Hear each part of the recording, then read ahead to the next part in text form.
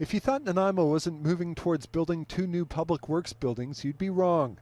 Today, Nanaimo City Council prioritized work on 3 projects that require long-term borrowing: 2 new public works buildings, a new RCMP detachment, and a new South End Community Centre. What Council did this morning was give essentially direction to staff to carry on with further work on a number of projects that we are considering, none of which are absolutely guaranteed to go ahead.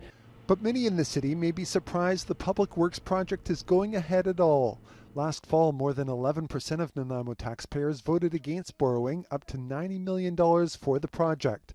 But today, Council gave the green light to adjust bylaws to accommodate increased borrowing without electoral approval. The change aligns it with a recent change in provincial policy.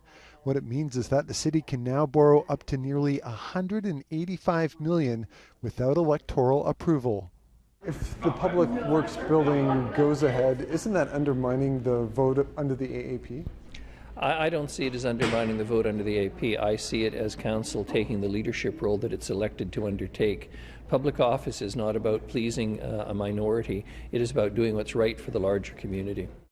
The man who led the charge against the public works borrowing says many people in Nanaimo feel overtaxed. We should be tightening our belts, not looking for more ways to borrow money and build new, fancier buildings for administrative staff. Sandy Bartlett says while one of the buildings needs to be replaced, it can be done modestly at a lower cost. And he says Council should be wary of borrowing for public works just because it can. I would say a much better choice for the Council is to put the matter for referendum, and having been told no already by the citizens. And that may still be an option. During discussions today, a couple of councillors suggested putting borrowing for some of the major projects on the table to the voters in the next municipal election.